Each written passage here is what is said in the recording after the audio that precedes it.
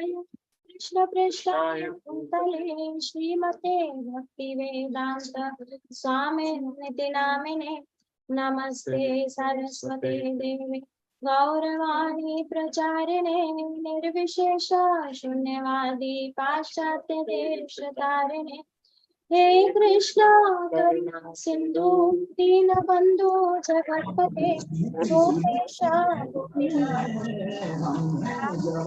नमस्ते तप्त कांचन गौरंगी श्रीराधे वृंदावनेश्वरी वृषभानुसुते देवी नमामि हरे वाञ्छाकल्पतरुभ्यश्च कृपा सिन्धुभ्यैव च पतितानां पावनेभ्यो वैष्णवेभ्यो नमः। जय श्री कृष्ण चैतन्य प्रभु नित्यानंद श्री अद्वैत गदाधर श्रीवासादि गौर भक्तवृंद। हरे कृष्णा कृष्ण कृष्ण हरे हरे हरे राम राम राम हरे हरे। हरे कृष्णा, सभी को दंडवत प्रणाम। हरे कृष्ण पूज्य दंडवत प्रणाम। हरे कृष्ण हरे कृष्णा हरे कृष्ण प्रभु। हरे कृष्णा हरे कृष्णा। तो सभी को ध्यान होगा कि हम लोगों ने जब ये स्टार्ट करने वाले थे भागवतम, उससे पहले जो हमारे साथ पिछले बार जुड़े हुए थे भक्त, उनसे हमने एक चीज बताई थी कि हम भागवतम के साथ एक कुछ करने वाले हैं। किसी को याद है क्या करने वाले हैं? गीता का एक श्लोक रोजाना लेने वाले हैं। हरि बोल। थैंक यू वेरी मच प्रभु जी। आप एकदम आप इंतजार कर रहे हैं, मुझे लग रहा है इसका। मेरे को एक श्लोक रोजाना दे दीजिए प्रभु जी, मैं रोजाना एक्सप्लेन करूंगा, बाद में आप करें। ना, मुझे एक्सप्लेन नहीं करना प्रभु जी, मैं चाहता हूँ सब भक्त मिलकर के इसको एक्सप्लेन करें। तो एक्चुअल में हम कल से ये प्रारंभ कर रहे हैं। कल से हम भगवत गीता का एक श्लोक स्टार्टिंग के 5 मिनट, मैक्सिमम 5 मिनट है, अगर 2-3 मिनट में भी होगा 2-3 मिनट में करेंगे। और ये भक्त आप में से ही भक्त करेंगे, जो लोग भगवत गीता को श्लोक को पढ़ करके प्रभुपाद जी के तात्पर्यों के द्वारा पढ़ करके, प्रामाणिक आचार्यों की जो हमारी गुरु परंपरा में आए उनकी सुन करके तात्पर्य कमेंट्रीज को पढ़ करके, यूट्यूब में बहुत हमारे संस्था के अंदर बहुत सारे भक्त हैं जो इसके ऊपर प्रचार कर रहे हैं, उनको सुन करके अगर आप आकर के यहाँ पर अपने नोट्स बना के यहाँ बोलेंगे तो ये क्या होगा। ऐसा हम क्यों करना चाह रहे हैं भाई दवे, फिर बताएगा? गीता याद बनी रहे, रिवाइज होती रहे। भगवत गीता में कौन सा श्लोक आता है जो ऐसा बताता है हमें भगवान के बारे में? लास्ट का स्टोर। लास्ट का कौन सा श्लोक था? यत्र योगेश्वर प्रभु जी सततम कीर्तयन्तु माम मम विजय विभूति का लास्ट में एक श्लोक आता है जहाँ भगवान बोलते हैं कि जो व्यक्ति इस संवाद को पढ़ता है वो अपनी बुद्धि से मेरी पूजा कर रहा है, भगवान ऐसा बोलते हैं, राइट। तो ये आई थिंक 18.78 होगा, शायद 78 के आसपास, 78 देखो एक बार, आप सब भी देख सकते हैं। 78 है, ये था ना? हरे कृष्णा प्रभु जी, ये 78 है। नहीं, 78 तो माता जी दूसरा है, शायद 70 बता रही है अन्नपूर्णा। तो लास्ट है जिसमें विजय के बारे में बताते हैं। नहीं, विजय अलग है, विजय अलग है, विजय नहीं बोल रहे हम। जहाँ पे भगवान जो सर 70 है, हाँ 70 है, 70 है। हाँ देखिए लास्ट 70 तो वो श्लोक यही बताता है। तो भगवान की पूजा तो प्रतिदिन करनी चाहिए, एक दिन थोड़ी ना करनी है। तो इसीलिए हम भगवत गीता को अध्ययन करेंगे प्रतिदिन और उसको करेंगे। तो जो इस कल से अगला महीना स्टार्ट हो रहा है इंग्लिश कैलेंडर के हिसाब से, अगस्त, एक लिस्ट बनाई है मैंने, मैं यहाँ पे शेयर कर रहा हूँ और उसके बाद ग्रुप में भी शेयर करूंगा। तो आप एक बार देख सकते हैं लिस्ट, जो भक्त जिनके नाम यहाँ पे लिखे गए हैं। और अधिकांशतः ये वो भक्त हैं जो हमारे साथ लास्ट टाइम पूरा भगवत गीता उन्होंने चर्चा की है, जुड़े रहे हैं हमारे साथ। आपको दिख रही है स्क्रीन? हाँ ये दिख रही है प्रभु जी।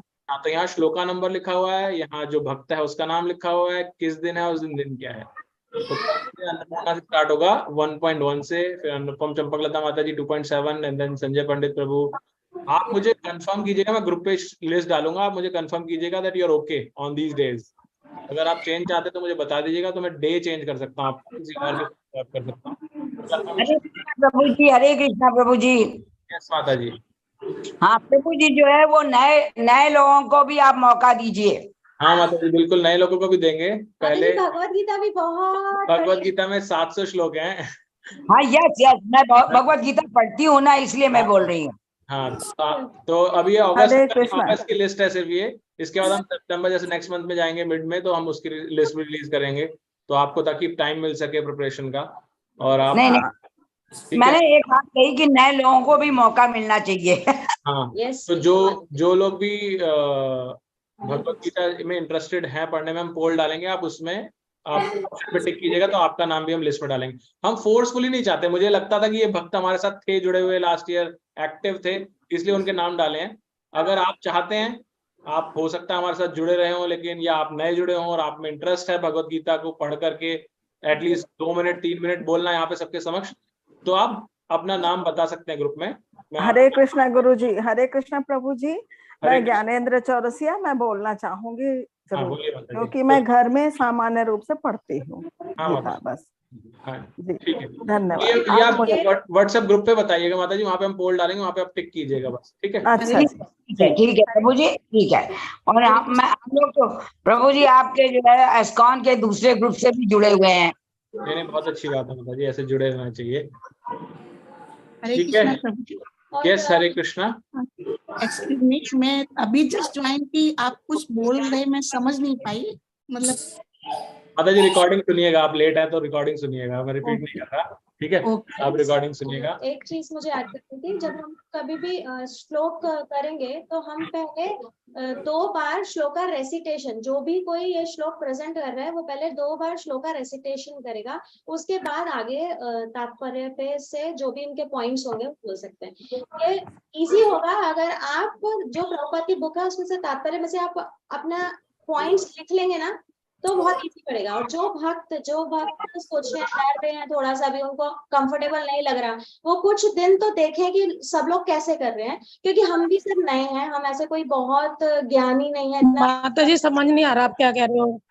माता जी समझ नहीं आ रहा क्या कह रहे हो। आवाज आ रही है मेरी?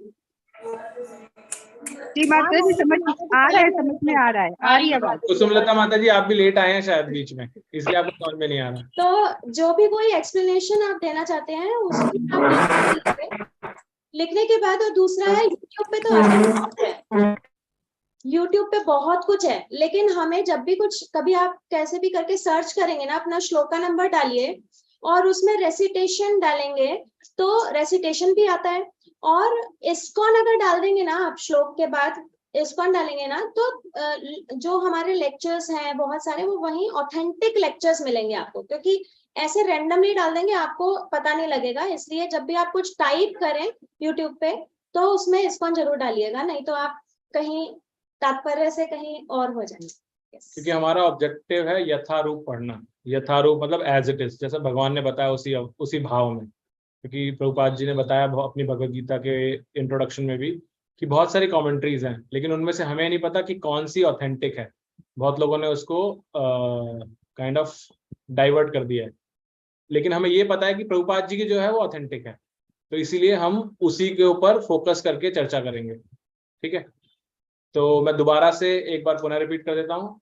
कल से प्रतिदिन स्टार्टिंग के 5 मिनट्स, मैक्सिमम 5 मिनट्स, आपको टाइम से आना है उसके लिए, तो स्टार्टिंग के 5 मिनट्स हम भगवत गीता का एक श्लोक लेंगे प्रतिदिन।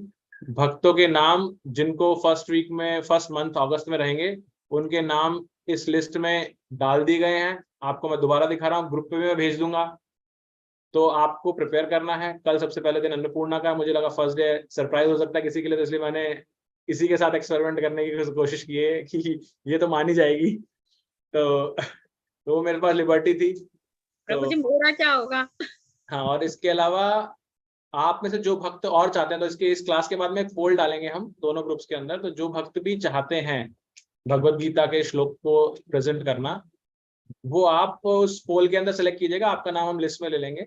पहले हो सकता है मैं आपसे चर्चा करूं एक बार समझने के लिए कि आपका कितना अंडरस्टैंडिंग है भगवत गीता की, and accordingly will start it, ठीक है। तो ये था कल से जो स्टार्ट होने वाला उसके बारे में। जो अभी भी किसी ने मिस किया है तो आप रिकॉर्डिंग सुनिएगा इसके बाद में, तो आपको पता चल जाएगा उसका। अब हम आते हैं भागवतम पे। भागवतम पे आने के लिए पहले हम मंगलाचरण पढ़ेंगे भागवतम का।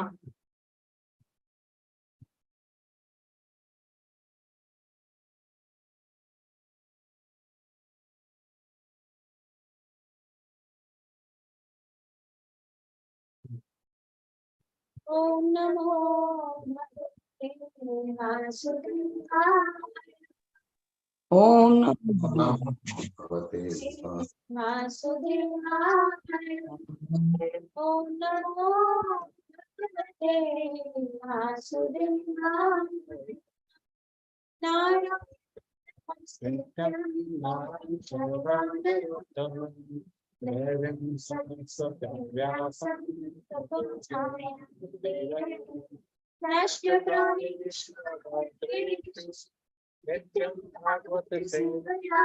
भगवती श्लोके भक्तिर्भवति नश्यति सुष्ठुकं करोति वाचां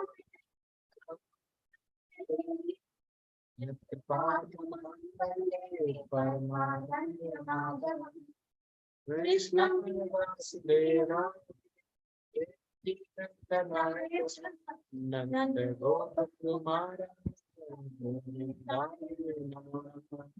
स्वागतम महापुराण की जय।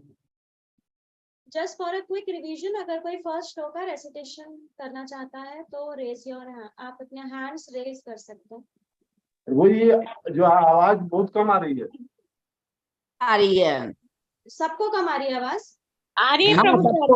अभी नहीं, ठीक आ रही है, ठीक आ रही है, ठीक आ रही है, अभी पहले दब रही थी पहले। बीच में ना कट रही है आपको आवाज कभी कभी, ठीक है, ठीक है, बाकी सब लोग म्यूट आवाज कट रही है।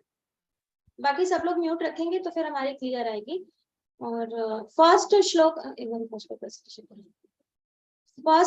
का क्विक रेसिटेशन अगर कोई करना चाहता है, और रेसिटेशन के लिए ना बहुत मतलब कई बार संस्कृत पढ़ना थोड़ा बड़े शब्द होते हैं तो मुश्किल हो जाता है, तो उसको ब्रेक कर करके एक एक शब्द का जो मीनिंग दे रखा है ना नीचे, उससे अगर पढ़ेंगे तो थोड़ा सा इजी पड़ेगा। तुम स्टार्ट करो ना, तुम स्टार्ट करो। अच्छा पढ़ना चाहता हूँ, बोलो किसको पढ़ना, बोलो। कालीचरण प्रभु जी। हरे कृष्ण। ओम नमो भगवते वासुदेवाय।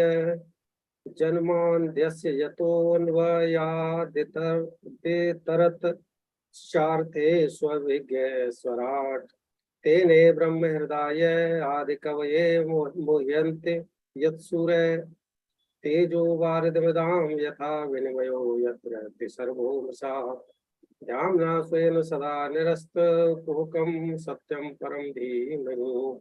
हरे कृष्ण। हरे कृष्ण प्रभु जी, थैंक यू सो मच। आज हम सेकंड श्लोक का रेसिटेशन करेंगे, तो एक इसको स्टार्ट करने से पहले, क्योंकि इसमें थोड़े से क्लिष्ट शब्द हैं, तो पहले एक एक शब्द को पढ़ेंगे हम, उसके बाद उनको बोलेंगे, साथ में उच्चारण करेंगे उसका। धर्मः, धार्मिकता, प्रोजित, पूर्ण रूप से अस्वीकृत, कैतवः, सकाम विचार से प्रच्छन्न, अत्र यानी यहाँ, परमः, सर्वोच्च, निर्मत्सराणाम, 100% शुद्ध हृदय वालों के, सताम, भक्तों को, वेद्यम, जानने योग्य, वास्तवम, वास्तविक, अत्र यहाँ, वस्तु, चीज, शिवदम,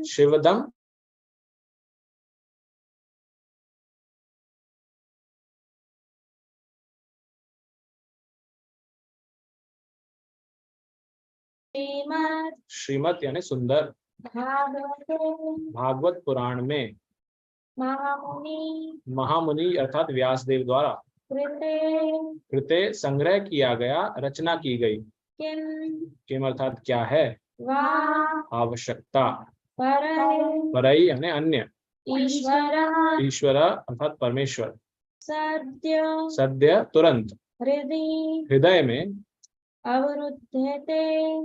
अवरुध्यते दृढ़ हो गया, अत्र यहाँ, कृतभिः पवित्र व्यक्तियों द्वारा, शुश्रूषुभिः संस्कार द्वारा, तत्क्षणात् तत्क्षणात्, अविलंब। ये जो शब्द है शु श्रु शुभी, इसमें थोड़ा सा बोलने में डिफिकल्ट है ये, शु श्रु शुभी। चलो अब आप बताइए कैसे प्रोनाउंस करना है इसको। धर्म प्रोजित कैतवत्र परमो, धर्मो प्रयोजित कैतव अत्र परमो, निर्मत्सराणां सतां, निर्मत्सराणां सतां, निर्मत्सराणां सतां, निर्मत्सराणां सतां, वेद्यं वास्तवम् अन्य वस्तु शिवदम्, वेद्यं वास्तवमत्र वस्तुम शिवदम्, वेद्यं वास्तवमत्र वस्तु शिवदम्, वेद्यं वास्तवमत्र वास्तव वास्तवत्र वस्तु शिवदम्, तापत्रयोन्मूलनम्, तापत्रयोन्मूलनम्, तापत्रयोन्मूलनम्, तापत्रयोन्मूलनम्। श्रीमद्भागवते महामुनिकृते, श्रीमद्भागवते महामुनिकृते, श्रीमद्भागवते महामुनिकृते, श्रीमद्भागवते महामुनिकृते, किं वा परमेश्वरा, किं वा परैश्वरा, किं वा परमेश्वरा, किं वा परैरीश्वरा, सद्यो वेदवरुद्धते प्रकृतभिः, सद्यो हृदये अवरुध्यते अत्र कृतभिः, सद्यो हृदयवरुद्धते प्रकृतभिः, सद्यो हृदय अवरुध्यते अत्र कृतभिः, शुश्रूषुभिः तत्क्षणात्, शुश्रूषुभिः तत्क्षणात्, शुश्रूषुभिः तत्क्षणात्। शुश्रूषुभिः तत्क्षणात्। Thank you. हरे कृष्ण। यह श्रीमद् भागवतम पुराण भौतिक कारणों से प्रेरित होने वाले समस्त धार्मिक कृत्यों को पूर्ण रूप से बहिष्कृत करते हुए सर्वोच्च सत्य का प्रतिपादन करता है, जो पूर्ण रूप से शुद्ध हृदय वाले भक्तों के लिए बोधगम्य है।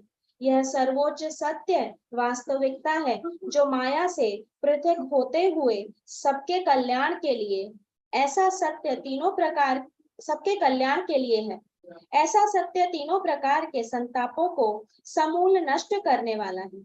महामुनि श्रील व्यास देव द्वारा अपनी परिपक्व अवस्था में संकलित यह सुंदर श्रीमद् भागवत पुराण ईश्वर साक्षात्कार के लिए अपने आप में पर्याप्त है। तो फिर अन्य किसी शास्त्र की क्या आवश्यकता है? जैसे ही कोई ध्यान पूर्वक तथा विनीत भाव से श्रीमद् भागवतम के संदेश को सुनता है, वैसे वैसे ज्ञान के इस संस्कार अनुशीलन से उसके हृदय में परम भगवान स्थापित हो जाते हैं। ओके, अभी किसी और को बोलते हैं पढ़ने के लिए तात्पर्य, राइट। पहले तो इस पे चर्चा करते हैं, त्रैता बाद में आएगा इसमें। बट इसमें एक तरह से श्रीमद् भागवतम की क्या बोलेंगे उसको, महात्म्य थोड़ा सा बताया गया है श्लोक के अंदर। तो कौन बता रहा है? ये शौनक आदि ऋषि यहाँ पर बता रहे हैं। क्या बता रहे हैं यहाँ पर? ये भागवत पुराण भौतिक कारणों से प्रेरित होने वाले समस्त धार्मिक कृत्यों को पूर्ण रूप से बहिष्कृत करते हुए सर्वोच्च सत्य का प्रतिपादन करता है, जो पूर्ण रूप से शुद्ध हृदय वालों भक्तों के बोधगम्य है। तो पिछले श्लोक में हमने लास्ट अंतिम लाइन क्या पढ़ी थी? किसी को याद है लास्ट लाइन क्या थी? लास्ट फर्स्ट श्लोक की। ओके, उसमें लास्ट वर्ड आता है सत्यम परम धीमहि। सत्यम परम धीमहि। तो सत्य का प्रतिपादन, सत्य ही सबसे ऊपर है। और सत्य कौन है? परम सत्य भगवान स्वयं। तो उस सर्वोच्च सत्य को स्थापित करने की बात यहाँ कह रहे हैं कि भागवत पुराण जो है वो करता है एस्टेब्लिश। क्यों करता है भागवत पुराण? क्योंकि इससे पहले व्यासदेव ने बहुत सारे ग्रंथ लिखे थे, लेकिन वो परम सत्य को स्थापित नहीं कर पा रहे थे। परम सत्य को स्थापित करने का अर्थ क्या है कि आपने जैसे ये देखा होगा, स्टेज के ऊपर अलग अलग ड्रामा होते हैं, राइट। मतलब मान लीजिए आप किसी एक फिल्म स्टार की बात करते हैं, मान लीजिए शाहरुख खान या अमिताभ बच्चन है।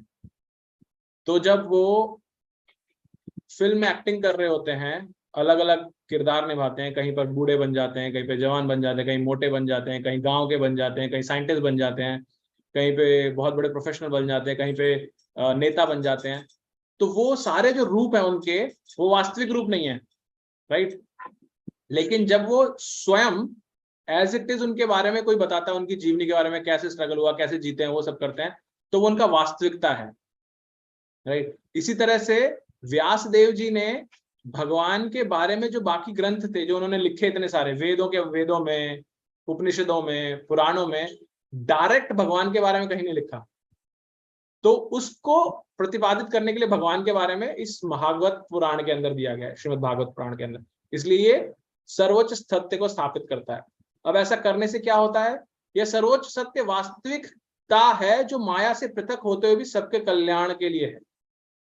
क्या बता रहे हैं कि ये बेसिक ट्रुथ है, सत्य है एकदम, लेकिन ये माया से टच नहीं करता, लेकिन माया से टच ना होते हुए भी सबको कल्याण करता है, सबका फायदा होता है। कैसे होता है फायदा?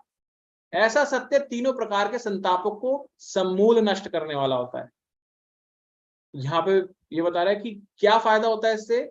ऐसे जब हम भागवतम को पढ़ते हैं, ये सत्य जो स्थापित करता है, इससे जो त्रय ताप हैं वो पूर्ण रूप से नष्ट हो जाते हैं। अब त्रय ताप होते क्या हैं, उनके बारे में हम जब तात्पर्य पढ़ेंगे तो उसमें प्रभुपाद जी समझाएंगे और हम तब चर्चा करेंगे, क्योंकि अदरवाइज वो रिपीट होगा यहाँ पर।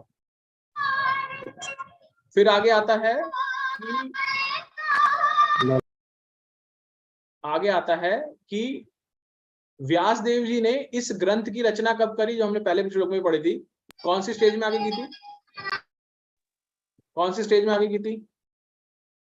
जब वो बहुत ज्यादा एक्सपीरियंस हो चुके थे, बाकी सारे ग्रंथ लिख चुके थे, तो उसमें ज्यादा मैच्योरिटी है, उसमें ईश्वर साक्षात्कार बहुत हायर लेवल का है, तो उसको पढ़ने से वो अपने आप में सफिशिएंट है। और इसको पढ़ने के बाद ये श्लोक ये बताता है कि और किसी शास्त्र को पढ़ने की आवश्यकता नहीं है। प्रभुपाद जी यहाँ तक कहते थे कि अगर किसी व्यक्ति को इस भौतिक जगत में भी जो पढ़ाई करनी है, चाहे आपकी फिजिक्स हो, केमिस्ट्री हो, मैथ्स हो, साइंस हो, इंग्लिश हो, कुछ भी हो, अगर हम प्रभुपाद जी की भागवतम को पढ़ रहे हैं रेगुलर रूप से, तो हमें इस सारे भौतिक जगत की भी बहुत सॉलिड अंडरस्टैंडिंग आ जाएगी। शास्त्रों की तो और कहना ही क्या है कि बाकी जो शास्त्रों से ज्ञान मिलता है वो तो पूर्ण रूप से है ही, लेकिन भौतिक जगत का ज्ञान भी पूर्ण रूप से मिलता है। जैसे कि एक जो कि नोट बंद हो चुका है, 2000 का नोट, एक 2000 के नोट के अंदर क्या क्या सम्मिलित होता है? एक 2000 के नोट के अंदर 1 रुपया होता है कि नहीं होता?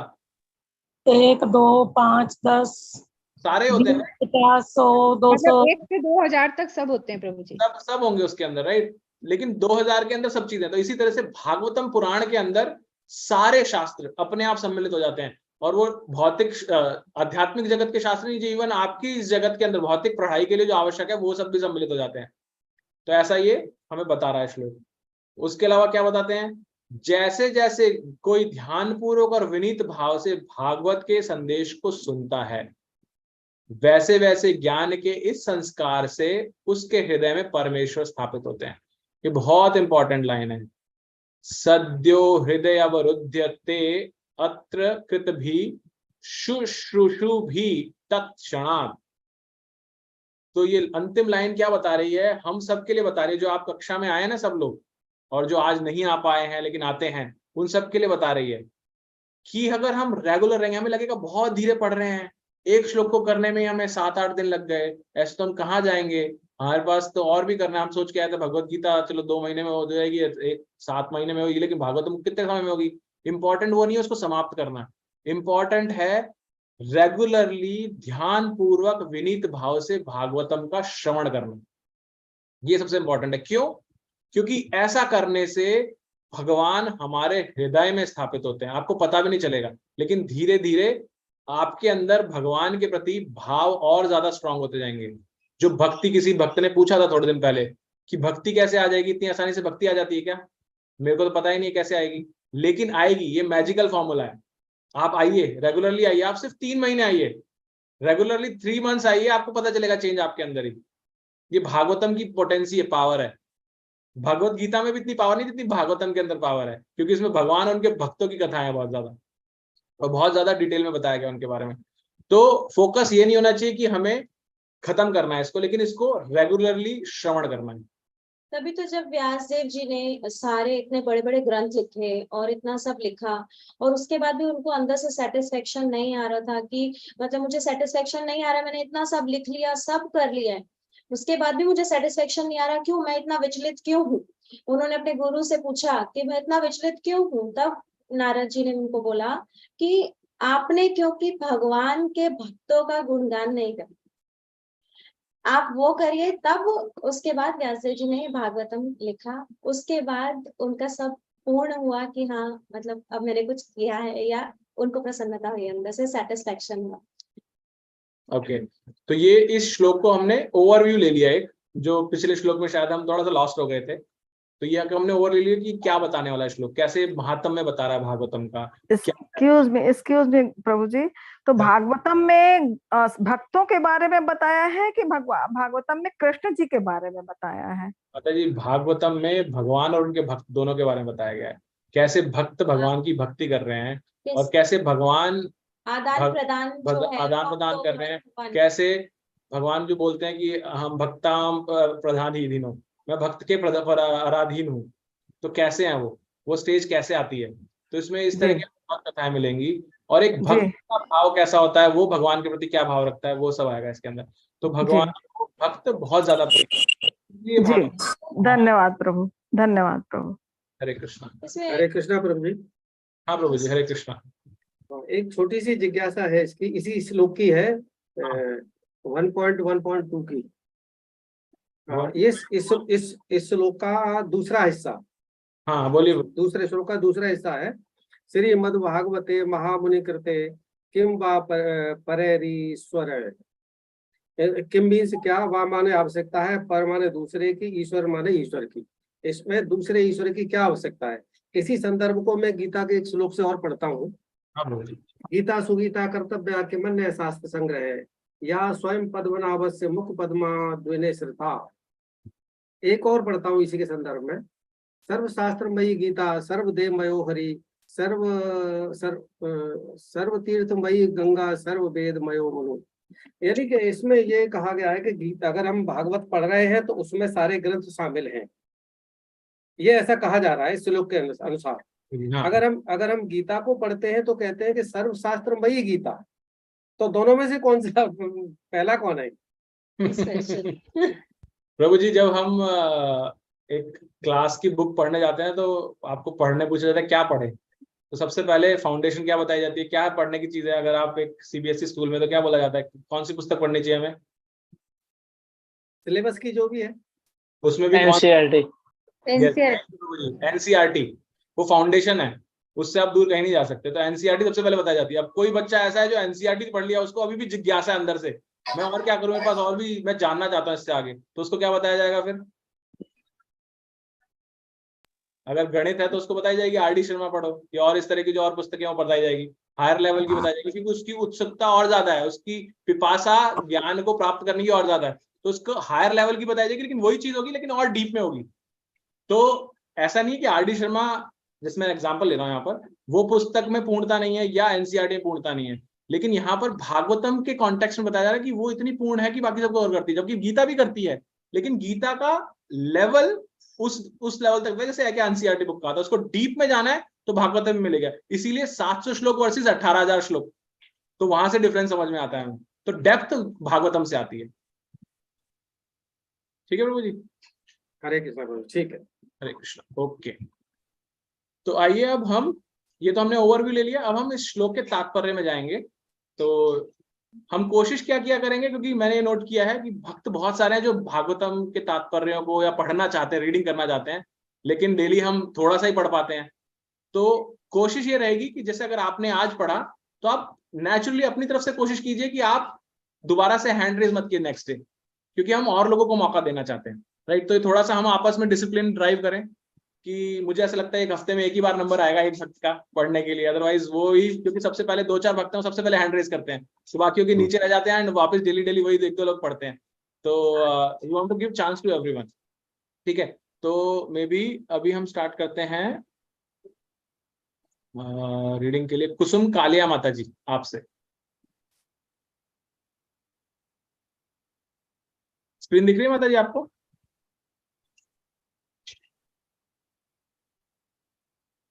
माता जी आपकी आवाज आ नहीं रही अभी। अब देखो आ रही है? अब आ रही है माता जी। Yes yes. ठीक है जी, अभी मैं पढ़ती हूँ। हाँ पढ़िए माता जी। धर्म में चार मूल्य धर्म में चार मूल विशेष सम्मिलित हैं: पुण्य कर्म, आर्थिक विकास, इंद्रिय तुष्टि तथा बंधन से मोक्ष। अधार्मिक जीवन असभ्य अवस्था है। वस्तुतः मानव जीवन का समारंभ धर्म के सूत्रपात से होता है। आहार, निद्रा, भय तथा मैथुन ये पशु जीवन के चार नियम लक्षण हैं। ये चारों पशुओं तथा मनुष्यों में समान रूप से पाए जाते हैं, किंतु मनुष्यों में एक अतिरिक्त कार्य धर्म होता है। धर्म के बिना मनुष्य जीवन पशु जीवन से ज्यादा अच्छा नहीं है। अतः प्रत्येक मानव समाज में धर्म का कोई ना कोई रूप पाया जाता है, जिसका उद्देश्य आत्म संस्कार है और जो ईश्वर के साथ मनुष्य के शाश्वत संबंध को बताने वाला है। हरे कृष्ण माता जी, थैंक यू। नेक्स्ट भी पढ़ते हैं हम अभी। किरण तिवारी माता जी आप पढ़ेंगे?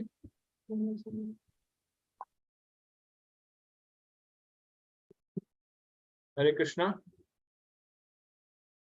माता जी शायद बिजी हैं, उनका कैमरा भी चालू नहीं है, पता नहीं। नेक्स्ट हरे कृष्णा, मैं पढ़ूं प्रभु जी? नंदिनी माता जी पढ़िए, but please try to next time से हैंड रेज कीजिएगा कि मैं वहां से बोलूंगा नाम, ठीक है? ओके पढ़िए। नंदिनी माता जी पढ़ सकते हैं आप अभी। हरे कृष्णा। मानव सभ्यता के निम्नतर अवस्थाओं में भौतिक प्रकृति पर प्रभुत्व दिखाने के लिए सदैव होड़ लगी रहती है। दूसरे शब्दों में कह सकते हैं कि इंद्रियों को तुष्ट करने के लिए निरंतर स्पर्धा चलती रहती है। ऐसी प्रवृत्ति के वशीभूत होकर मनुष्य धर्म की ओर मुड़ता है। इस तरह वह कुछ भौतिक लाभ प्राप्त करने के लिए पुण्य कर्म या धार्मिक कार्य करता है, किंतु यदि ऐसे भौतिक लाभ अन्य साधनों से प्राप्त हो जाते हैं तो तथाकथित धर्म उपेक्षित हो जाता है। आधुनिक सभ्यता का यही हाल है। मनुष्य आर्थिक दृष्टि से संपन्न होता जा रहा है, अतः वर्तमान समय में वह धर्म में अधिक रुचि नहीं लेता। गिरजाघर, मस्जिदें या मंदिर एक तरह से अब निर्जन है। लोगों की रुचि अपने पूर्वजों द्वारा बनाए गए धार्मिक स्थलों में न होकर फैक्ट्रियों, दुकानों तथा सिनेमा घरों की ओर अधिक है। इससे यह सिद्ध होता है कि धर्म का आचरण किसी न किसी लिए ही किया जाता है। आर्थिक लाभ की आवश्यकता इंद्रिय तृप्ति के लिए पड़ती है।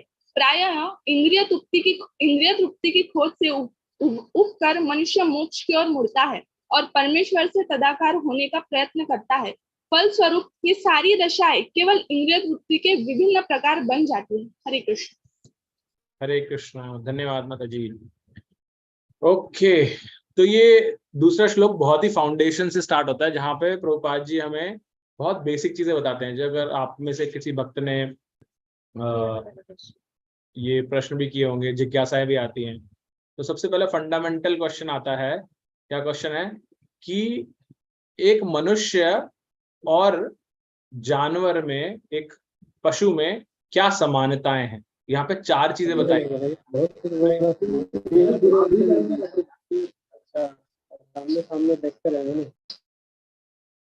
चंदन प्रभु जी आपका अनम्यूट हो जाता है बार बार, थोड़ा ध्यान रखिएगा। नेक्स्ट टाइम मुझे आपको क्लास से हटाना पड़ेगा, थोड़ा डिस्टर्बेंस होती है इससे। ओके, तो अभी मैं सबके हैंड रेज हटा रहा हूं। I want to see hand raise जो भक्त उत्तर देना चाहते हैं उसका। राइट, तो पहला प्रश्न है, एक पशु में और मनुष्य में क्या समानताएं हैं? ओके, बहुत सारे हैंड रेज हो गए यहाँ पर। ओके, शिल्पा हिसारिया माता जी आप बताइए। हरे कृष्ण प्रभु जी। प्रभु जी, आहार, निद्रा, भय, मैथुन। आहार, निद्रा, भय, मैथुन। वेरी नाइस, थैंक यू माता जी। हमने देखा माता जी ने बताया आहार, निद्रा, भय, मैथुन। अब ये क्या है, ये आहार, निद्रा, भय, मैथुन, इन पे अब थोड़ा चर्चा करते हैं एक करके। आहार क्या है? आहार माता जी आप ही बताइएगा। शिल्पा माता जी। प्रभु जी आहार जो हम खाते हैं वो खाते हैं, दोनों सेम है। आहार और भय, आहार, निद्रा, निद्रा क्या है? सोना। सोना। हाँ। और भय? भय किसी चीज का डर। ओके ठीक है, उस पर चर्चा करते हैं अभी। और मैथुन का अर्थ हुआ और मैथुन का अर्थ वही नेक्स्ट जनरेशन प्रोड्यूस करना, राइट। Next generation. ये 4 चीजें आती हैं जो कि एक जानवर में और मनुष्य में समान है। किसी भी जानवर को उठा लीजिए, एक चींटी को भी उठाएंगे ना आप, छोटी चींटी को या एक जर्म्स को भी उठाएंगे, उसमें जो क्वालिटी है ये 4 चीजें हैं। और हम में मनुष्यों में भी वही 4 चीजें क्या है, हम भी खाते हैं वो भी खाते हैं। कोई भिष्टा खाता है, हम सोफिस्टिकेटेड तरीके से खाते हैं लेकिन खाते हैं सब। उसके बाद आहार निद्रा, सोते हैं सभी, ये जीव भी सोते हैं सारे। भय, भय किस लिए बताया गया है? भय का अर्थ है डिफेंड करना अपने आप को। इंग्लिश में बताया था sleeping, eating, mating, defending. Defend करना यानी कि अपनी रक्षा करना, ये हर जीव का स्वभाव है। आप देखेंगे एक सड़क पर चलते हुए कुत्ते को भी अगर डर लगता है तो भौंकने लगता है। वो काटता क्यों है, या सांप क्यों डसता है? कोई भी जानवर हमें क्यों अटैक करता है? अटैक करने का है, उसको भय लग रहा है इसलिए।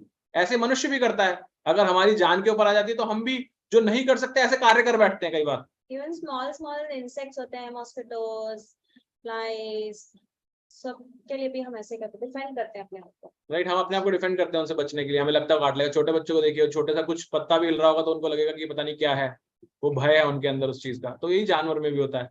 और क्या है मैथुन? मैथुन का अर्थ है मेटिंग करना या आप नई जनरेशन को प्रोड्यूस करना। ये मनुष्य भी करता है और जानवर भी करते हैं, उनकी अगली जनरेशन आती है। लेकिन स्पेशलिटी क्या है, ये चारों चीज हम सब करते हैं लेकिन हम में फिर भी जानवर जैसी सर्वोच्चता नहीं है इन चारों चीजों के अंदर। अगर हम बात करें सबसे पहले किससे, आहार से, क्या हम एक हाथी जितना खा सकते हैं? नहीं खा सकते, राइट। उसकी खाने की लिमिट देखिए हमसे कितनी ज्यादा है। हम करते वही चीज है लेकिन उनकी, जानवरों की हमसे लिमिट बहुत ज्यादा है उससे ऊपर। फिर दूसरा क्या है, निद्रा। जैसे एक वो होता है, उसको बोलते हैं पोलर बियर, जो 6 महीने सोता है खा करके। तो क्या हम उसके जैसे सो सकते हैं? हमें लगता है नींद बहुत अच्छी है, लेकिन हम कुछ घंटों के बाद कमर दुखने लगेगी, नींद आएगी नहीं सोना चाहेंगे तो। लेकिन वो तो सो जाता है लंबा 6 महीने के लिए। इवन जब कभी हमें बुखार भी हो ना और हम थोड़े दिन तक लेटे रहते हैं, जैसे तबीयत खराब होती है, तो हमारा बैक होने लग जाता है। राइट, 2 दिन में भी ऐसा हो जाता है। करेक्ट। तो ये ऐसा हमने देखा। फिर क्या आया, भय, यानी कि अपने आप को रक्षा करना। रक्षा करने में हम इतने माहिर हैं, हमें कुछ ना कुछ का सहयोग चाहिए, हम डरते हैं। छोटे बच्चे भी डरते हैं, सब डरते हैं, हमें कोई ना कोई औजार चाहिए। लेकिन जानवरों को कुछ नहीं चाहिए, वो अपने आप से डिफेंड कर सकते हैं। कुत्ता बटका भर लेगा या सांप डस लेगा, उनके पास डिफेंड करने की पावर हमसे ज्यादा है। हमें कुछ ना कुछ अस्त्र चाहिए अपने आप को डिफेंड करने के लिए। चाहे वो, हमने जो अपनी हिस्ट्री में पढ़ा था, आदि मानव भी जो थे वो एक औजार सा बना के रखते थे, भाला सा अपने पास में पत्थर का। खुद से नहीं डिफेंड कर सकते हम कभी भी अपने आप को। तो जानवर हमसे डिफेंस में भी बहुत अच्छे हैं, भय जो अपने आप को रक्षा करने के लिए। और अंतिम क्या आता है, मेटिंग, यानी कि प्रजनन करना। तो प्रजनन में आप देखिए, कुत्ता या सुअर कितने बच्चे एक साथ पैदा करता है, इंसान नहीं कर सकता इतना। तो कहने का क्या तात्पर्य, मनुष्य में और जानवर में 4 चीजें कॉमन है, लेकिन ये 4 चीजें क्या हैं, कॉमन होते हुए भी हमारे पास लिमिटेशन है उनमें भी। जानवर हमसे बहुत ज्यादा हायर है। तो फिर अगर जानवर हमसे ज्यादा है, जैसे हमने भी बात की, तो फिर मनुष्य को हम इतना विशेष क्यों समझते हैं?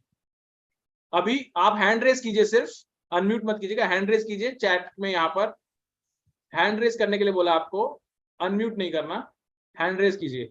ओके, सो यहाँ पर मेरे पास काफी सारे हैं। सुहानी माता जी, हरे कृष्णा, बताइए आप कि मनुष्य क्यों हरे कृष्णा। हरे कृष्णा। मनुष्य के पास चेतना है, जीव जंतु की चेतना नहीं होती। भगवान ने मनुष्य को चेतना दी है, और भगवान ने चेतना इसलिए दी है कि भगवत भक्ति के लिए, लेकिन इंसान उसका मिसयूज कर रहा है। हरे कृष्ण माता जी, आप कहाँ से हैं? मैं करौली राजस्थान से हूँ।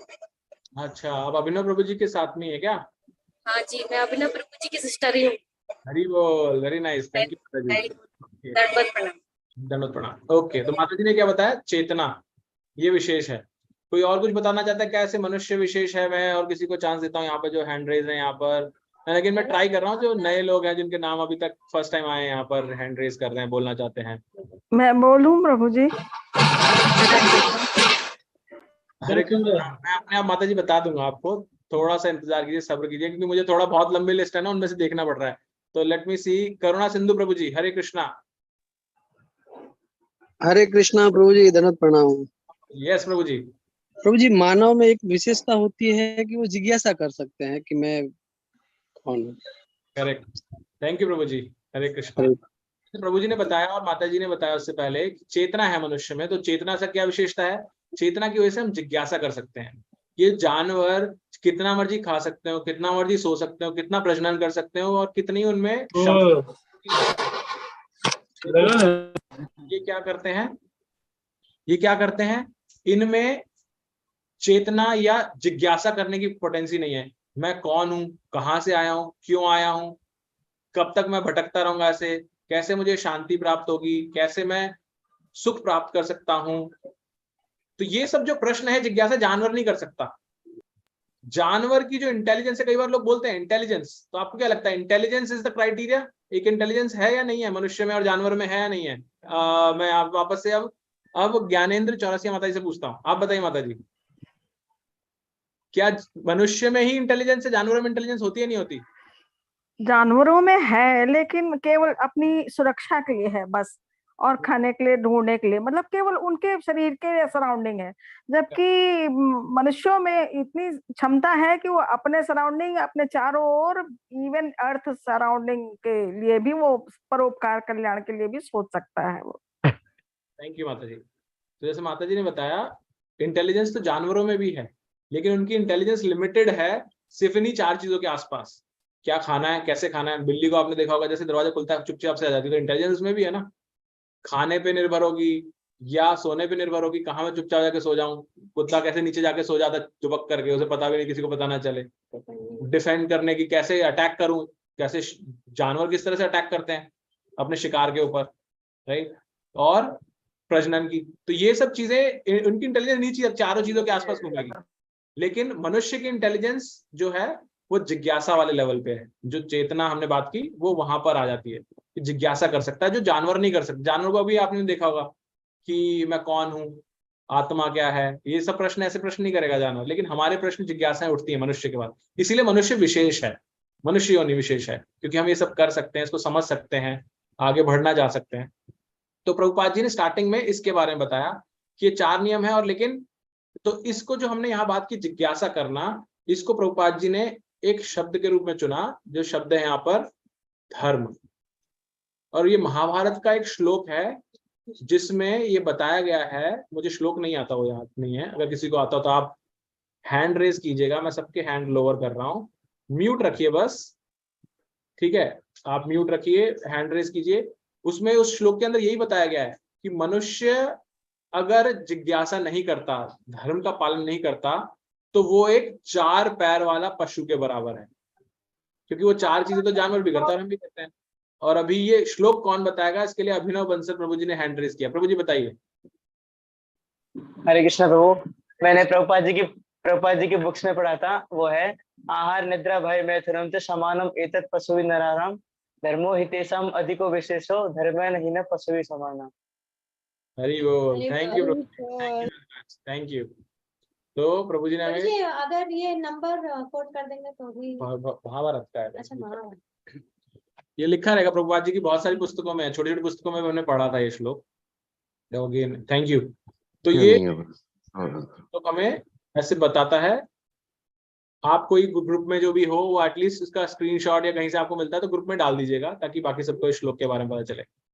तो ये धर्म के बारे में बताया गया है कि धर्म कैसे इंपॉर्टेंट है मनुष्य के लिए। लेकिन प्रभुपाद जी साथ में कहते हैं कि हर समाज में धर्म अपना अलग अलग रूप बदलता है, जिसका उद्देश्य क्या है, आत्म साक्षात्कार करना, ये जिज्ञासा होना, कैसे मैं कौन हूं, कहां से आया हूं, इसको प्राप्त करना। ये हर अलग अलग समय काल परिस्थिति के हिसाब से, अलग अलग प्रांतों में, अलग अलग जगह, अलग अलग तरीके से इस धर्म की स्थापना हुई है। भगवान ने बोला कि मैं धर्म की स्थापना करता हूँ, और धर्म की स्थापना किस लिए कर रहे हैं, इस जिज्ञासा, इस चीज को एस्टेब्लिश करने के लिए। तो जैसा हमने देखा कि धर्म काल परिस्थिति के, समय काल परिस्थिति के हिसाब से हर जगह धर्म की स्थापना, डेफिनेशन अलग होती है। तो ये उसी तरह से है, जैसे मैंने अभी एनसीईआरटी का एग्जांपल दिया कि स्टूडेंट कैसा है, उसके बेसिस पे टीचर रिकमेंड करता है कि क्या बुक पढ़नी चाहिए उसको, क्या अंडरस्टैंडिंग डेवलप करनी है, राइट।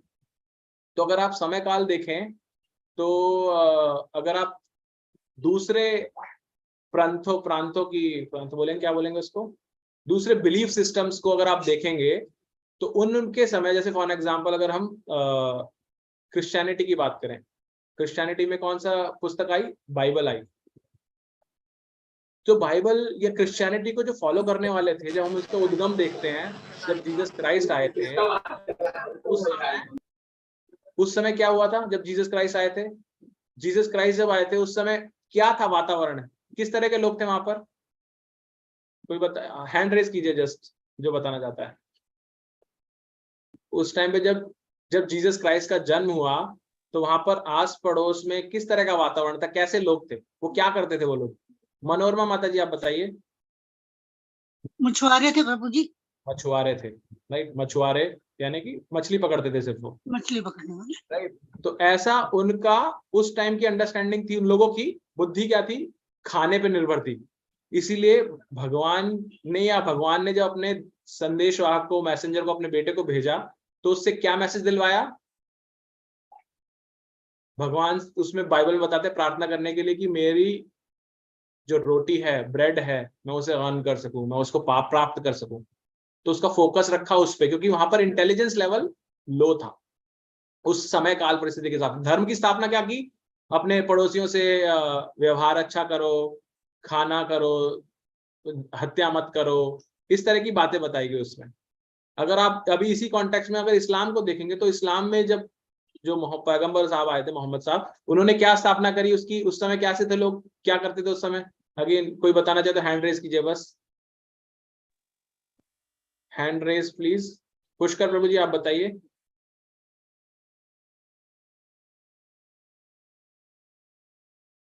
ओके, जो प्रभु जी रेगिस्तान में लोग बाग रहते थे और उनको किसी भी तरह का कोई मतलब खाने पीने का, रहने का, किसी तरह का भी कोई साधन नहीं था। करेक्ट। तो रेगिस्तान वाले व्यक्ति, और वहां पर भी कुछ खाने पीने की नहीं है, सब लोग कष्ट पा रहे हैं। तो धर्म में वहां पर भी स्थापना भगवान ने क्या ज्ञान दिया, भिजवाया अपने मैसेंजर्स के द्वारा, इसी कॉन्टेक्स्ट में दिलवाया कि किस तरह से आपको रहना है, क्या करना है। फोकस उन चीजों के ऊपर था। जैसे हमने पहले भी चर्चा की थी कि भगवान ने जब अधर्म बहुत बढ़ गया, इवन ब्राह्मण भी उन चीजों को गलत यूज करने लगे, तो भगवान ने धर्म स्थापना करने के लिए किसको भेजा था उस समय? जब ब्राह्मण भी हत्या कर रहे थे उस टाइम पर भगवान बुद्ध को, भगवान बुद्ध को भेजा। और धर्म की स्थापना किस नाम से करी? शून्यवाद से, राइट। तो कैसे? अहिंसा परमो धर्म, ये स्थापना की। तो भगवान धर्म की स्थापना अलग अलग काल परिस्थिति में अलग अलग तरीके से कर रहे हैं। अब इन्हीं सब के कॉन्टेक्स्ट में आप देखिए भगवत गीता जब बोली जा रही है तो वहां पर व्यक्ति क्या कर रहे हैं, उस कॉन्टेक्स्ट में क्या कर रहे हैं वो लोग? हैंड रेज कीजिए बस। हाँ, विद्या माता जी आप बताइए। हरे कृष्णा। ओके, क्षमा माता जी आप बताइए। आप म्यूट है माता जी, म्यूट है आप, म्यूट है। हो सकता है ऐसे विद्या माता जी बोल रहे हो, लेकिन आप दिख रहे हैं इसलिए हम आपको बता सकते हैं आप म्यूट है। हाँ, युद्ध का माहौल था। अर्जुन जो है वो कौरवों और पांडवों की सेना युद्ध के मैदान में खड़ी थी। अधर्म बहुत ज्यादा हो गया था, इसलिए भगवान ने गीता का श्लोक दिया अर्जुन को कि नहीं, अपना कर्म करो। कर्म का सिद्धांत उन्होंने गीता में दिया। कर्म करो लेकिन फल की इच्छा करके मत करो। तुम करता नहीं हो, करता मैं हूं। और थैंक यू। हम यहाँ क्या बोल रहे हैं? हम यहाँ बोल रहे हैं कि भगवत गीता जिस कॉन्टेक्स्ट में बोली गई उस टाइम कॉन्टेक्स्ट क्या था? मछुआरे, रेगिस्तान के लोग, बहुत अधर्म फैल रहा है। लेकिन यहाँ पर क्या, भगवत गीता के टाइम पे एक व्यक्ति है जो कि एक देश का राजकुमार है, राइट। उसकी लेवल ऑफ अंडरस्टैंडिंग, उसने पहले शास्त्र पढ़े हैं सारे द्रोणाचार्य से, उसके पास ऐसी ऐसी पावर्स हैं कि वो सिर्फ मंत्र शक्ति से बारिश कर सकता है, अग्नि जला सकता है, ऐसी उसके पास इंटेलिजेंस लेवल है। Now compare intelligence of this person versus a मछुआरा। तो समय काल परिस्थिति बदल गई। तो यहाँ पर भगवान ने ये नहीं बोला रोटी कैसे पानी है या आपको अपने पड़ोसियों के साथ अच्छा संबंध रखो, ऐसा ज्ञान नहीं दिया। भगवान ने सबसे पहला ज्ञान स्टार्ट करते क्या बोला? क्या बोला भगवान ने? भगवान ने ज्ञान स्टार्ट करते सबसे पहला बोला कि तुम शरीर नहीं हो, आत्मा हो। भगवान का सबसे पहला श्लोक अर्जुन को यही था, स्टार्टिंग 2.11। शोक कर रहे हो तुम, उसके लिए शोक कर रहे हो जो कि शोक करने योग्य नहीं है। तो भगवान तो अगेन यहाँ हम क्या बताने की कोशिश कर रहे हैं कि भगवान धर्म की स्थापना समय काल परिस्थिति के हिसाब से अलग अलग समय में अलग अलग तरीके से करते हैं मानव समाज में, लेकिन इन सबका उद्देश्य क्या है? उद्देश्य एक ही है, आत्म साक्षात्कार के पथ पे बढ़ना। अगर कोई व्यक्ति भूखा है, उसको अगर हम आत्म साक्षात्कार का ज्ञान देंगे तो उसको नहीं समझ में आएगा, उसका जब पेट भर जाएगा तब उसको समझ में आएगा। अदरवाइज वो कहेगा यार मेरा पेट तो भरा ही नहीं है, तुम क्या बातें कर रहे हो, सब चीजें मुझे समझ में नहीं आ रही। आई एम श्योर जो आप लोग यहाँ बैठे हैं सबके पेट भरे हुए हैं, सबकी बेसिक नीड्स मीट हो रही हैं, राइट? इसीलिए आप समय निकाल पा रहे हैं, अदरवाइज हम सब स्ट्रगल कर रहे होते अभी लाइफ में, कहीं ना कहीं, कहीं जॉब कर रहे होते, कहीं कुछ और कर रहे होते, तो वो सब कर रहे हैं। लेकिन और इसके साथ भी कई लोग ऐसे हैं जो ये सब करते हुए भी उनको ये पाना है, उनको लगता है ये इंपॉर्टेंट है, राइट? तो वो नीड्स, बेसिक नीड्स मीट होती हैं, तब हम उस हायर पर्पस पे आते हैं। ये दो तरीके के लोग होते हैं, एक तो जिनके पास जो है उसमें वो संतुष्ट हैं और उनको लगता है कि ये मेरे लिए इतना सफिशिएंट है, तो वो अपना दिमाग इधर लगाते हैं। दूसरे लोग होते हैं जिनके पास होते हुए भी वो संतुष्ट नहीं होते, तो वो पीछे उसके भागते ही रहते हैं। और तीसरी सुपर पावर जो है वो भगवान की जो ज्ञान देते हैं, उनकी कृपा के बिना तो कुछ हो ही नहीं सकता। तो आगे बढ़ते हुए प्रभुपाद हरे जी, कृष्ण प्रभु जी। यस माता जी, हरे कृष्ण। प्रभु जी, यहाँ पे जैसे बाइबल में उन्होंने ये नहीं बताया कि नॉनवेज खाना, क्योंकि यहाँ तो सारे क्रिश्चियन ऐसे नॉनवेज खाते हैं कि this is the very important thing. तो ये चीज बाइबल में बताया नहीं गया कि नॉनवेज खाना बिल्कुल मना होता है या जीव हत्या नहीं करनी चाहिए। पढ़ के देखिए, उसमें कमांडमेंट्स में आएगा कि thou shall not kill, और इवन प्रभुपाद ने बहुत छोटी छोटी पुस्तकों में बहुत जगह लिखा है कि thou shall not kill, कि करनी चाहिए। लेकिन लोग जैसे सारे वेस्टर्न कल्चर एक्चुअली हमारे धर्म में भी जैसे बताया था ना कि ब्राह्मण गलत तरीके से प्रयोग करने लग गए थे इसी चीज का, शास्त्रों का, वैदिक नियमों का, तो इसी तरह से हर धर्म में है ना ऐसे लोग। तो उन्होंने, और अगले पैराग्राफ में प्रभुपाद जी इसी के बारे में बता रहे हैं कि मनुष्य ने मानव सभ्यता को एकदम निम्न स्तर पर ले आया। किस लिए? इसलिए कि वो अपनी इंद्रिय भोग करना चाहता है, इंद्रियों को तुष्ट करना चाहता है। वो चाहता है कैसे मैं इस भौतिक प्रकृति के ऊपर अपना स्वामित्व जताऊं और इसको अपने लिए एक्सप्लॉइट करूं, ज्यादा से ज्यादा अपने सेंस ग्रेटिफिकेशन करूं। तो thou shall not kill को भी अलग तरीके से इंटरप्रेट किया गया है कि पढ़ो, जीव इंसान को नहीं मारना है, जानवरों को मार सकते हैं। तो again we are not here to debate on that, but हम यहाँ पे अपने शास्त्र को पढ़ रहे हैं। यहाँ पर प्रभुपाद जी यही बता रहे हैं कि हम अपना प्रभुत्व जमाने के लिए, इंद्रिय भोग करने के लिए इसी कंपटीशन में लगे रहते हैं। कैसे कौन ज्यादा बड़ा इन्वेंशन करे, कौन सबसे ज्यादा बड़ी ऐसा डिस्कवरी करे जिससे मेरा इंद्रिय भोग ज्यादा बेटर हो। पहले मैं जमीन पे सोता था, तो मैंने थोड़ा सा एक क्या बोलते हैं उसको, पतला गद्दा रुई का बना लिया।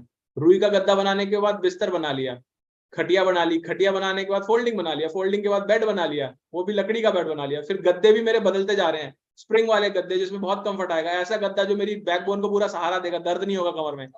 सब फोकस क्या है? शरीर, कैसे मैं भोग अच्छे से करूं।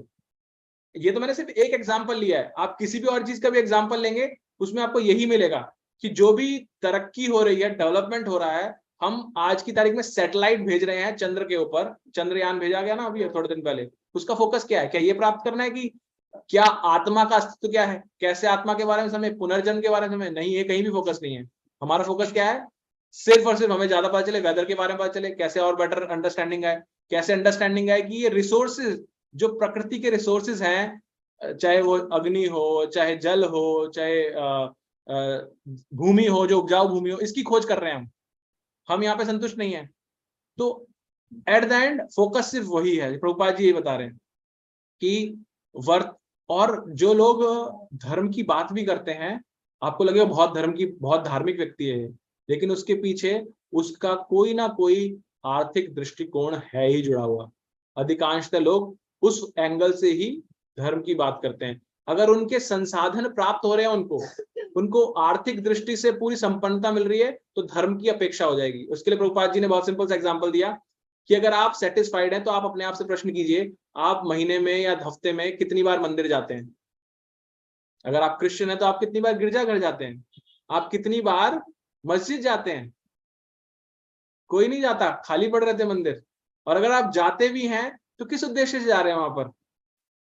क्या वही 4 उद्देश्य हैं?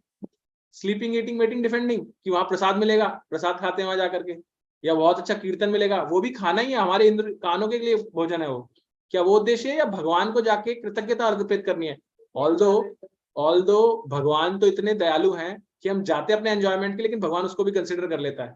जैसे माता पिता होते हैं, बच्चे का पता है कि अपने पर्सनल रीजन के लिए अच्छा अच्छा काम कर रहा है, बहुत अच्छा बच्चा बन के दिखाता है ना, सफाई कर रहा है, घर की साफ सुथरा है, पता है पेरेंट्स को इसका कुछ ना कुछ लाभ है। जैसे एक बहुत कई बार गौर गोपाल प्रभु जी ने बताया इसका एग्जाम्पल कि एक बच्चा जब अपनी माँ को आई लव यू बोलता है और बड़ा होके आई लव यू बोलता है, और ऐसे जब, तो उसके अलग अलग इंटरप्रिटेशंस हैं, राइट। नहीं, जब भी बच्चा आई लव यू बोलता है तो मतलब उसका कोई टॉय वगैरह कुछ चाहिए होता है, तो उसकी मदर बोलती है अच्छा क्या थोड़ी चाहिए? तेज बोलो माता जी।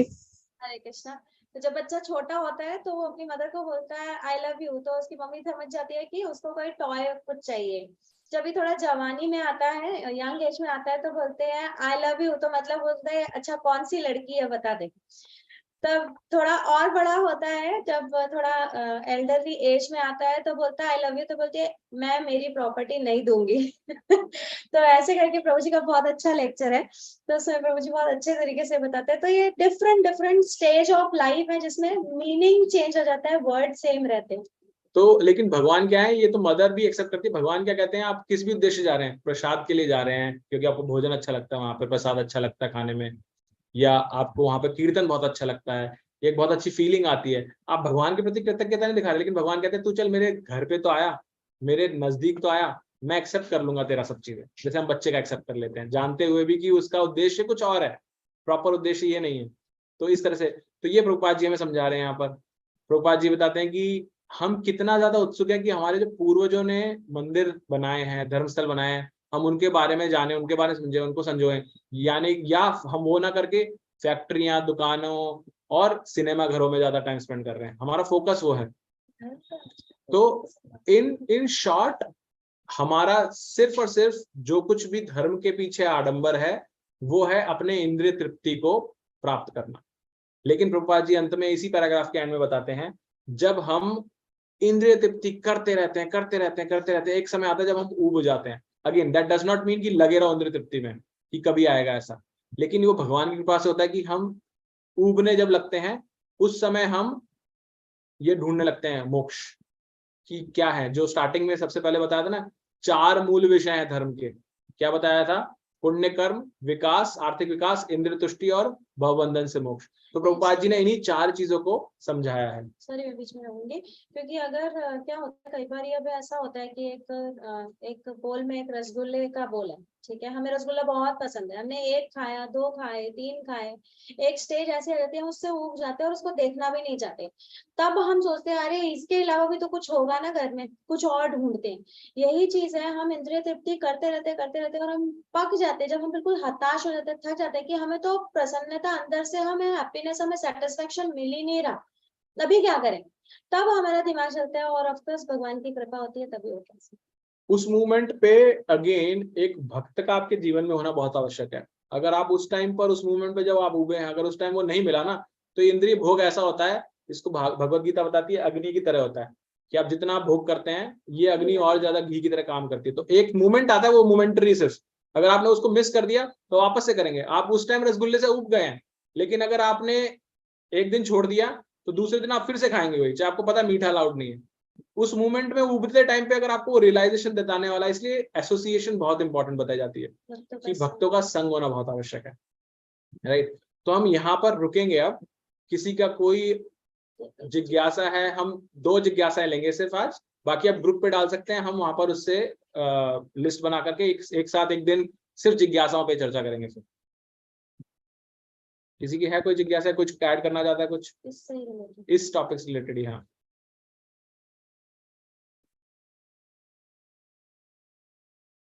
ओके ठीक है नंदिनी माता जी, बिल्कुल हम इस पर भी चर्चा करेंगे। ओके यस, जयप्रकाश प्रभु जी आप कुछ बोलना चाह रहे हैं? प्रभु जी वो लिस्ट कैसे मिलेगी, कब मिलेगी? प्रभु जी मैं अभी ग्रुप पे डालूंगा इस क्लास के बाद में इस लिस्ट को, ठीक है। ओके अंशिका माता जी आप कुछ बोलना चाह रहे हैं? अंशिका प्रभु जी, माता जी सॉरी। हरे कृष्णा। हरे कृष्णा प्रभु जी, दंडवत प्रणाम। दंडवत प्रणाम।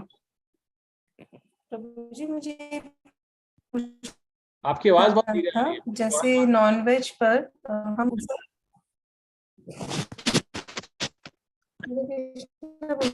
भी आ रही है क्या? थोड़ा कट रही है माता जी, बोलिए आप। हाँ जी प्रभु जी, मुझे नॉनवेज का पूछना था।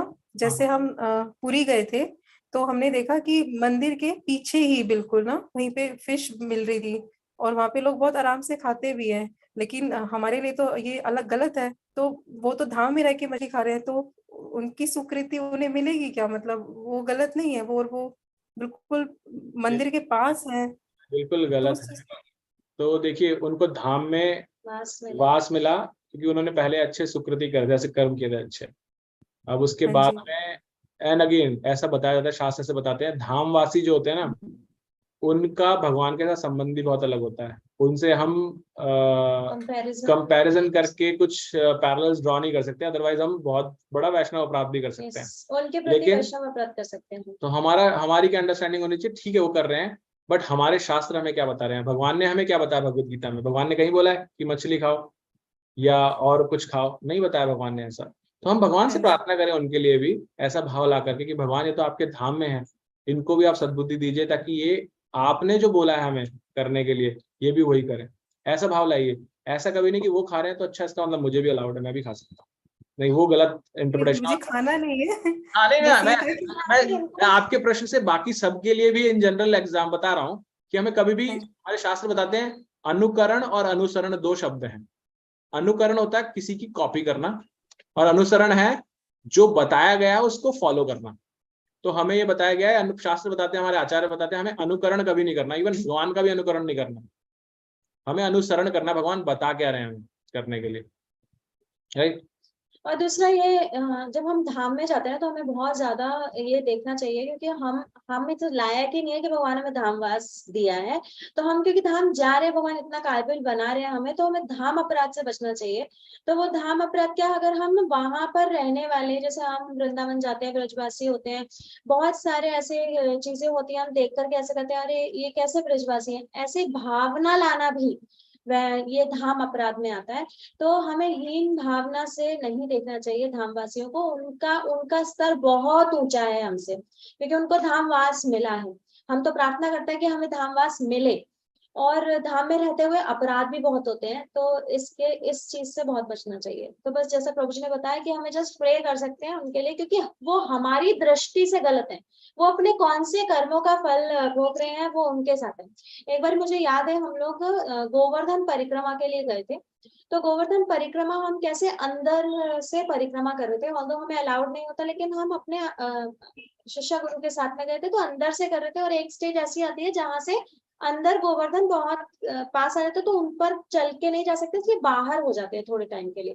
तो हम जैसे अंदर से कर रहे थे तो काफी करीब से गोवर्धन की परिक्रमा करने को मिला हमें, हम देख रहे थे। तो वहां पे मैंने देखा कि एक बहुत ही, शायद मैंने पहले भी बताया, ये एक बहुत ही मतलब एक लेडी थी जिसको स्किन डिजीज हुआ था बहुत, और वो बिल्कुल जमीन पर ही लेटी हुई थी, एक केवल एक कंबल ओढ़ा था और बहुत शिवरिंग हो रहा था, उसको बहुत कांप रही थी, लेकिन वो भगवान का नाम ले रही थी, ले ही जा रही थी कॉन्टिन्यूसली।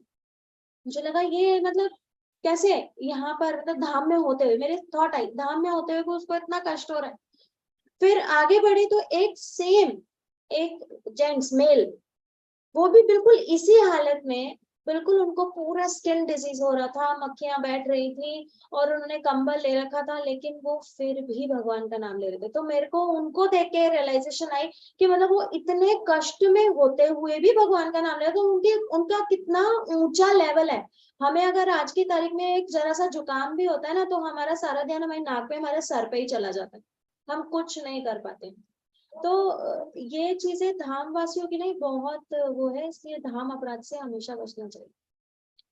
माता जी वहाँ की गंदगी भी नहीं देखनी चाहिए, प्रभु जी बताते हैं।